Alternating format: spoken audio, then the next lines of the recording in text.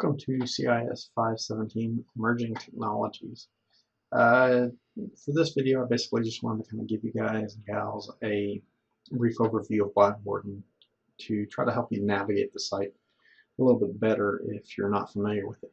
If you've had a course from me before, it's laid out very similarly. There's not a lot of change. I kind of have a structure that I really like. Nevertheless, I want to kind of roll it out there and let you guys see it and kind of thoroughly explain where things are so you can navigate the site a little bit easier. So depending on the courses that you're registered for this semester, you should see a screen somewhat similar to this. So I've named the site or our course shell Emerging Technologies, and then in parentheses CIS 517 Online Fall 2013. So go ahead and click on that and go on into that particular shell. So it is under construction right now. I'm still completing it out. That's what this video is. It's really one of the last things I ever do to finish preparing this course. I've already posted this syllabus quiz that I finished a little bit ago there. So if you want a little brief introduction about myself, you can take a look at that there. The one I'm doing right now will be located right here. And this video also walks you through the syllabus. Syllabus itself is right here. If you want to open up that doc, it's a Word doc, so just click on that link right there, and that will open up a Word document that has the syllabus listed in all the various pages. The technical assistance and acceptable use policy is down here, so if you need tech assist, contact the Blackboard help desk right here at either this 254 number or this 800 number. You can also email them there. And then there's a link to our acceptable use policy, basically saying what you're allowed and not allowed to do with Blackboard. So what I'm going to do real quick is I'm going to shift views just a little bit so that I can make this look like, hopefully, what you guys are looking at. I'll switch over here to student view real quick. And this should be pretty much what you're seeing when you go into the course. So you'll see the home page here, you'll see the syllabus there. Syllabus really just brings you back to the home page, and it scrolls down to where the syllabus is. So you can go directly there if you want, or you can click on the link there. Your team projects are listed here. All your various team projects are listed. For details, go ahead and open up the syllabus, take a look at that, and that tells you the details of what's due in the project. But as you can see, they're all available right now, so feel free to work ahead. In fact, I'd encourage you guys to work ahead. I'll have to take a look at that a little bit later. Oh, I'm not a real student, so I can't really do that. That's something that you guys will be able to do, but I can't. Essentially, it's a turnitin.com assignment, so be sure and properly cite your sources, paraphrase, things of that nature. If I catch you cheating, obviously there's a policy that's referred to in the syllabus. So if you plan on cheating, refer to that so you know what the penalty is. There's various individual projects in addition to the team projects in which you will work together collaboratively. There are individual projects as well in which you basically are going to tell me a little bit about your own skills. Now the first few are really pretty easy. The first one is an assessment to determine your understanding of emerging technologies coming into the course. It's password protected using the password test. That's really not designed to protect it, rather it's really designed to prevent accidentally starting the assessment. Individual project 1 is filling out a couple of files, an information sheet, an honor code. These are links. I know they don't look like links, but they are. And submitting those along with a digital photo of yourself. Basically, I want to be able to start to put a face with a name. For the third one, or IP2, it's a quiz over the syllabus. So I'm just really wanting to assess that you've actually read the syllabus and took some of that in and were able to hopefully take home the salient points of the syllabus. IP3 is where it really starts. And again, it's similar to the team projects. You're going to want to take a look at these and so you can complete those. You have a lot longer to be able to work on those, so I'm really expecting some good quality work there. They're not due till the end of the semester. The team projects are really due throughout the semester. Participation. is listed as a series of discussion questions. You can see that we've got introductions there. There's already been some posts in there. This ask your professor and your peers. If you have a question, this is just kind of a casual question. It's not something that you really need an answer for immediately. It's a good place to go for that.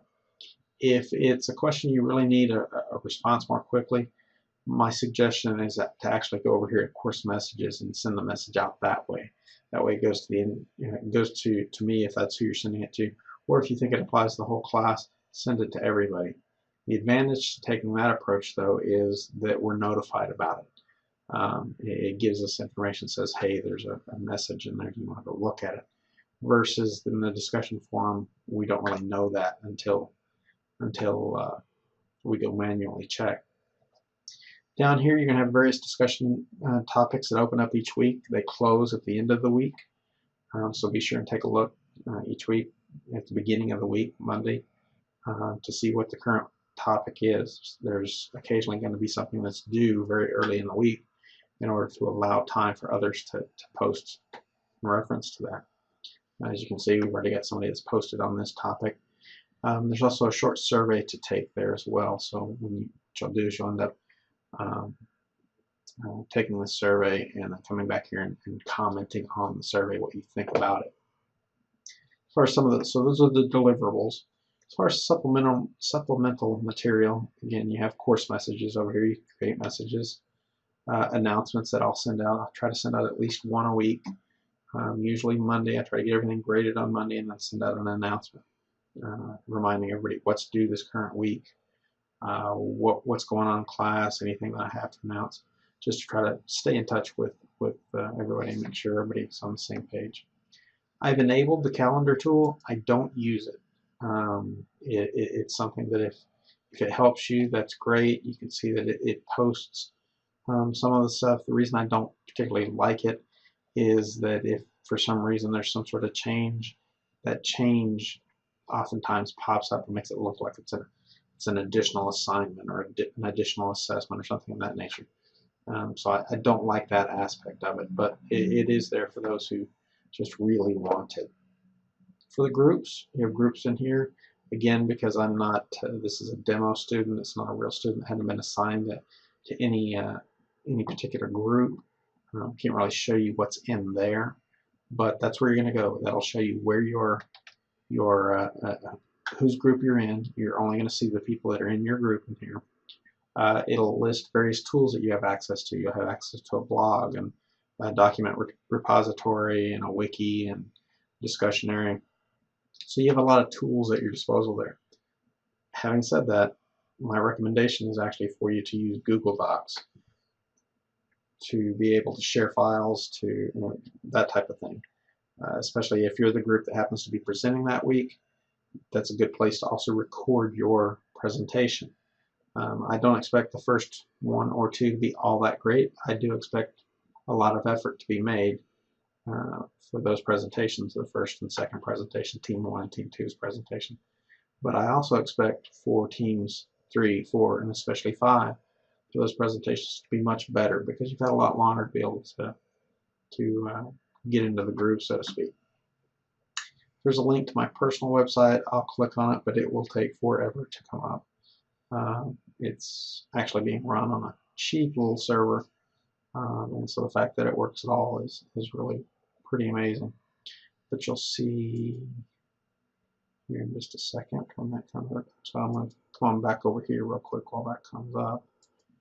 And so you'll see a link there. There's also a link to my personal YouTube channel if that happens to be of interest to you. I've got a lot of content that I've tried to post from my various classes there.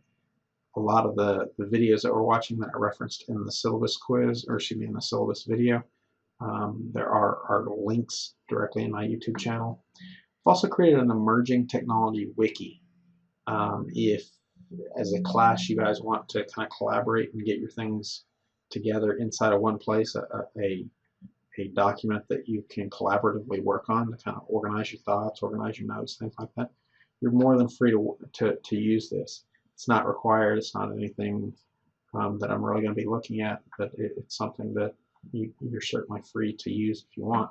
As far as checking your grades, you'll click in here. Again, I'm not going to be able to look at a lot of the grades, but you can kind of see some of the layout.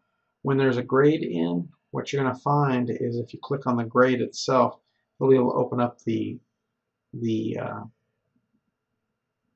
assessment or the assignment and give you a little bit more detail. I usually provide some pretty good feedback on written assignments.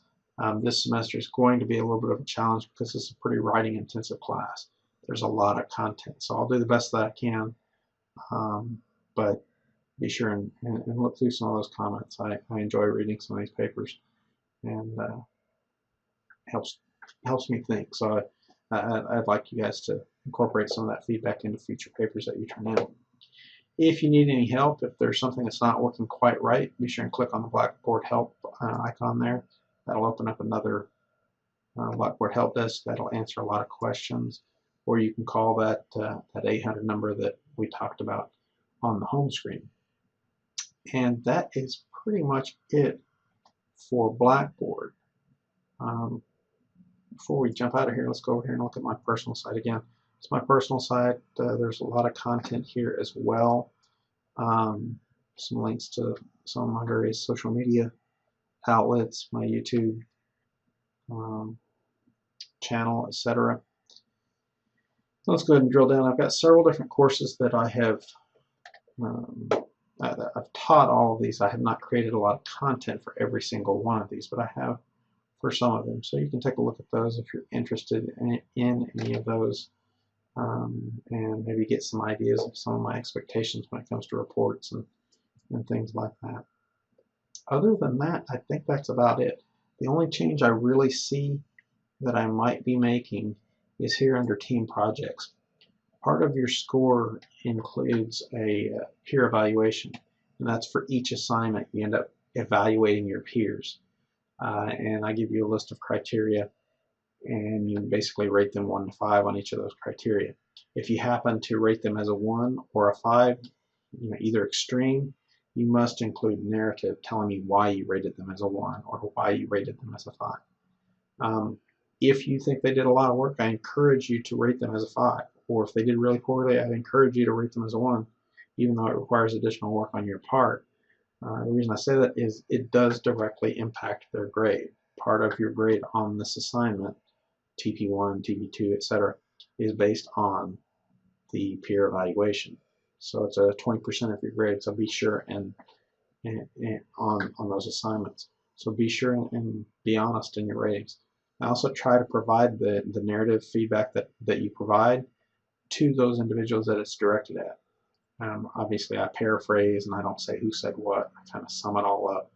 But the idea behind it is to encourage those individuals to improve in those areas. And so I try to provide that feedback, and I need that information from their team members to be able to do that. So I encourage you to provide that information. Other than that, I really think it's pretty straightforward. If you have any questions, by all means contact me. If you're struggling with Blackboard, there's several things that you can do. One of the things that I really recommend is actually going to the Tarleton homepage, the Blackboard homepage specifically. And what you're going to notice is over here you've got tutorials, you've got training materials, and so on. And then you've got configuring your computer for Blackboard. And this is a great place to go. Basically, it's got various tests that you can go through to test, make sure that the browser's the correct browser and all that kind of stuff. That tells you what they support, the browsers, the operating systems, and so on. And then you can run a check, and it's going to tell you what passed, what doesn't pass.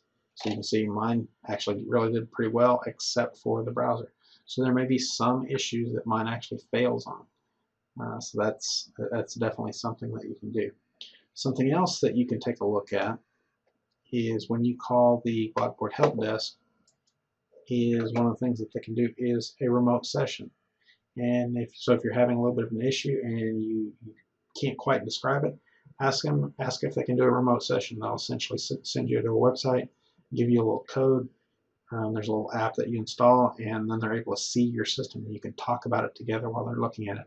And whenever I've done that in the past, they've usually been able to fix my problem really in about 3, 4, 5 minutes tops. So it's a great resource as well.